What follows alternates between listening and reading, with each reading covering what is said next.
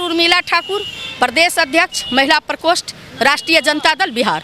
देखिए exit poll क्या कह रही है, इस पर हम लोग को नहीं जाना है। आम आवाम जनता में आप अगर जाएंगे तो आपको पता चलेगा कि बीजेपी से लोग कितना त्रस्त है। और मैम सुनिए, जहाँ तक हमारे नेता आदरणीय तेजस्वी यादव जी का बात किए हैं, तो आपको नहीं लगता है, आप भी तो युवा हैं, या आप जो जिस मीडिया में हैं इसके मालिक हम पत्रकार हैं, हमारा काम है निष्पक्ष पत्रकारिता करना। निष्पक्ष पत्रकारिता कितना है, मोदी मीडिया में लोग कितना निष्पक्ष काम करते हैं, कितना निष्पक्ष बोलते हैं, और कितने लोगों को निष्पक्ष रहने दिया जाता है। जो निष्पक्ष बोलेगा वो जेल के सलाखों में होगा। इस सरकार में जो केंद्र में जो बैठे हुए बीजेपी की सरकार, या जो आप योगी आदित्यनाथ के खिलाफ जो बोलेगा उसके ऊपर केस होगा, और आम आवाम के वोट से नहीं सरकार बन रही। और अभी पहले कैसे कह सकते हैं कि सरकार नहीं बन रही? आपने बोला, आप इसका मतलब आपने बोला मैम कि जनता बीजेपी से रुष्ट है। अगर रुष्ट है तो फिर बीजेपी की सरकार क्यों आ रही है? अरे आ रही है बेईमानी से, चोर दरवाजे से, ईवीएम मशीन से, बैलेट पेपर की गिनती नहीं करते हैं उससे, और ये प्रशासन को डरा धमका करके। जो भी कलेक्टर उनके बेईमानी के साथ नहीं होंगे, घोटाले में नहीं होंगे, उनके ऊपर छापा सीबीआई ईडी सब किस दिन उनका काम आएगा? ये तो सारा जो है एजेंसी को पूरा कैद कर रखे हैं, और जिधर इशारा करते हैं उसके डर से कौन बोलेगा?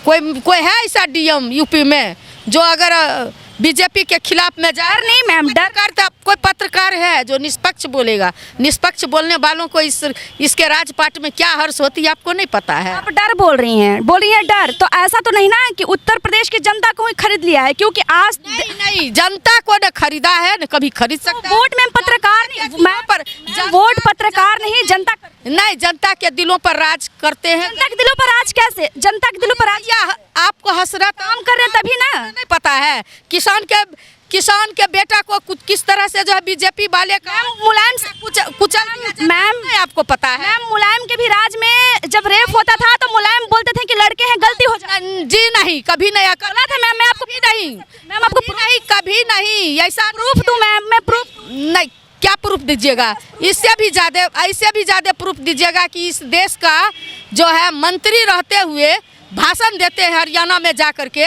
जिस समय बिहार में वोट आने वाला रहता है पीयूष गोयल साहब, कि अगर हरियाणा में राज बनेगा तो बिहार की लड़कियों को ला करके यहाँ कोई कुमारा लड़का नहीं रहेगा, शादी करा देंगे। तो इससे भी ज़्यादा बोलते हैं जो बीजेपी का वोट नहीं करेंगे तो जो रामजादे को वोट दीजिएगा, हरामजादे को वोट दीजिएगा। आप अगर उस पर जाइएगा, कभी नहीं मुलायम सिंह यादव नहीं बोल सकते हैं। मुलायम सिंह यादव सामाजिक न्याय के लोग हैं, समाजवादी पार्टी के लोग हैं, सामाजिक न्याय के साथ साथ अम्बेडकर को मानने वाले हैं, जयप्रकाश नारायण जी को मानने वाले हैं, लोहिया को मानने वाले लोग समाजवादी हैं। तो उनके राज्य में देखा जाता था कि 70% लड़कियां सेफ नहीं थी। इस पे क्या कहना चाहते हैं? सेफ तो इतना नहीं है कि 2 साल की बच्चियों के साथ रेप हो रहा है। जिस बिहार में यहाँ जो है गाय घाट में रिमांड होम की लड़की निकल करके बोलती है जो सरकार की बेटी है, देह व्यापार किया जाता है। और इसी की कड़ी में जो है यूपी में भी है, और यूपी में जो है मुलायम सिंह यादव के राजपाट में 70% नहीं, बीजेपी 100% सुरक्षित नहीं है। 100% सुरक्षित मैम, अगर 100% सुरक्षित नहीं है तो बनारस की बेटियां बोल रही कि बनारस में भगवा ही लहराएगा, और फिर से एक बार बनारस में भगवा लहरा रहा है। अरे भैया, भगवा लहरा रहा है तो उनके नाक के नीचे था दिल्ली। फिर से यूपी दिल्ली पूरे देश की राजधानी है, नई दिल्ली। तो केजरीवाल कैसे आ गया? काहे नरेंद्र मोदी जी आ गए? केजरीवाल को आना चाहिए था, केजरीवाल को नहीं आना चाहिए था। मैं उत्तर प्रदेश की बात कर रही हूँ, राज्य की बात, मैं भी उत्तर राज्य मंत्री की बात। भैया कैसे आप इसका मतलब है कि आप मोदी मीडिया हैं? मोदी मीडिया से कैसे पता है? आप मोदी मीडिया नहीं, एग्जिट पोल को मैं नहीं मैम, अगर बिहार मैं नहीं मानती, वोट को मानती हूँ। मोदी मीडिया नहीं, मोदी मीडिया एग्जिट पोल को नहीं मानती हूँ। मैं नहीं मानती एग्जिट पोल को, मैं मानती हूँ जनता के वोट को। आप जनता के वोट को मानती हैं मैम? सुनिएगा, मैंने आपका सुना, अब आप मेरा सुनिए। आप जनता के वोट को मानती हैं, ठीक है, आप जनता के वोट को मानती है ना? आप मीडिया पे भरोसा नहीं करती, आपको लगता है कि मोदी मीडिया है, गोदी मीडिया है, आप जनता पे भरोसा करती हैं। तो ठीक है, हम मोदी मीडिया है, गोदी मीडिया है, है। आप उन बनारस की लड़कियों को क्या मिलिएगा, उनको भी बोलिएगा मोदी लड़कियां, गोदी लड़कियां। लड़की क्या बोलती है मैंने नहीं सुनी, आप सुना है, आप जवाब दो ना। मैंने नहीं सुनी लड़की क्या, जिनको मतदान का अधिकार हो तो बोल। नहीं बोलती है ना, लड़की कैसे बोलेगी। उन्माद की घटना भूल गई लड़की भूल गई हसरत की घटना को। हाथरस की घटना की जहाँ तक बात करें, वहाँ पे एक नकली भाभी जी भी थी। नकली भाभी जी कौन थी? नकली भाभी जी कोई नहीं थी मैम, लोग जो थे ना, थी मैम। नहीं आप लोग कहने से अब हो गया, हम आपके कहने से। अच्छा, बीजेपी प्रवक्ता बोल रहे हैं कि तेजस्वी यादव को उड़न खटोला से ही टाइम नहीं है, भाई के साथ घोटाला कर रहे हैं, तो क्या बिहार को खाक संभालेंगे? क्या किसके साथ घोटाला कर? बीजेपी प्रवक्ता बोल रहे हैं कि जो तेजस्वी यादव हैं वो आंदोलन करके सरकार में नहीं आए हैं, नेता नहीं बने, प्रतिपक्ष नेता नहीं बने हैं, बाप जेल गए तब वो बने। तो उस पे क्या कहना चाहती हैं मैं? सुनिए, लालू प्रसाद यादव जी गरीब गुरबा की आवाज बुलंद किए तो उनके पीछे सीबीआई और 70 घोटाला करने वाले जेल के बाहर हैं। लालू यादव को बेल जेल और ऐसे घोटालेबाज को उसके कोई नोटिस नहीं लिया जाता है। आप उनको फंसाया गया है, एकदम फंसाया गया है, वो तो देख ही रहे हैं। और आने बीजेपी ये भी वाला सुन लीजिए, बीजेपी वाले को कहते हैं विश्व की सबसे बड़ी पार्टी है और उसके पास एक मुख्यमंत्री का चेहरा नहीं है। चुल्लू भर पानी में डूब मरना चाहिए ऐसे प्रवक्ता को जो बैसाखी के सहारे गद्दी चला रहे हैं, मलाई काट रहे हैं, बिना गद्दी का रह नहीं सकते हैं। वो कह रहे हैं कि हम जो है बहुत बड़ी पार्टी है। और जहाँ तक देशभक्ति का बात है तो आज भी नगपुरिया झंडा लहर रहा है उनके कार्यालय पर, आज भी देश का कार्यालय, अरे बीजेपी के कार्यालय पर मजाल है, प्रधानमंत्री को मजाल है। भागवत मोहन भागवत अगर कह देगा कान पकड़ के उठो तो उठेंगे, बैठो तो बैठेंगे, और अगर बात नहीं मानेंगे तो कान पकड़ के गद्दी से उतार दिए जाएंगे। ऐसा है, जहाँ तक सुन लीजिए, हमारे आदरणीय नेता को आपने बोले कि मैंने नहीं, बीजेपी बोला, मैंने नहीं, विपक्ष वाला। मैं विपक्ष को कहना चाहती हूँ कि आज पूरे देश में जब युवाओं की गिनती हुई तो 100 युवा में आदरणीय नेता तेजस्वी यादव जी 1 नंबर पर, और हमारे नेता का कोई जोड़ा नहीं है। हमारे आदरणीय नेता तेजस्वी यादव जी युवाओं के आइकॉन, और हर मुद्दा पर, किसान के सवाल पर, महिला सुरक्षा के सवाल पर, चाहे महंगाई के सवाल पर, बेरोजगारी के सवाल पर, संविधान बदलने के सवाल पर, SC ST का जो है कानून बदला जा रहा था। हर एक मिनट मैम, मैंने सुना मेरा सवाल पूरा नहीं हुआ। सवाल पर हमेशा खड़े रहते हैं, और आपने कहा कि गद्दी नहीं, मैंने नहीं, बीजेपी ने, मैं मीडिया हूँ, मैं आज भी बोले मैं मीडिया हूँ, निष्पक्ष प्रवक्ता ही अगर कहा है तो उनसे पूछिए कि जनता के वोट से सबसे बड़ी पार्टी का नेता कौन है? आदरणीय तेजस्वी यादव जी। और हमारे नेता सिद्धांत से कभी समझौता नहीं किए, उन तानाशाहियों के सामने, सामंतवादियों के सामने घुटना टेकने का न काम नहीं किए कि मिट्टी में मिल जाएंगे बीजेपी के जो है, यहाँ नहीं जाएंगे। और इससे बड़ी गाली क्या होगी जिसने कहा कि आपका DNA पूरा खराब है, इससे भी बड़ी गाली होती है क्या? हमारे आदरणीय नेता समझौता करते तो जेल से बाहर लालू प्रसाद यादव जी होते और तेजस्वी यादव जी बिहार के मुख्यमंत्री होते, लेकिन कुर्सी पर लात मारने का काम किए और कभी सिद्धांत से समझौता न किए हैं न करेंगे। और आज भी तेजस्वी यादव को बिहार की जनता मुख्यमंत्री मानते हैं, और कल भी जो है भावी भविष्य के मुख्यमंत्री आदरणीय तेजस्वी यादव है, तेजस्वी यादव के सिवा कोई दूसरा नजर नहीं आ रहा है। इसलिए जो है जो भी बोले वो अपना उल्लू सीधा किए। अगर उनको थोड़ा सा भी प्रवक्ता परिवारवाद का भी आरोप लगाया है, परिवारवाद कौन परिवारवाद? जय सिंह अमित शाह से पूछिए जाके, जय शाह के बारे में पूछिए ना। और इनके नाक के नीचे किस तरह से बड़े बड़े घोटालेबाज इस देश का, विजय माल्या, नीरव मोदी, ललित मोदी, मेहर अली चौकसी, कैसे रुपया लेकर फरार हो जाता है, अरबों रुपया का ऋण कैसे माफ किया जाता है, जाकर बीजेपी वाले से पूछिए। हम लोग से क्यों पूछते हैं? हम लोग का पार्टी तो गरीब गुरबा का नेतृत्व करते हैं, और जो नीति आयोग का रिपोर्ट है उस रिपोर्ट में बिहार की फिसंडी हमें मांगने का, जदयू वाला कहता है मांगने का, बीजेपी वाला बोलता है देने का नहीं।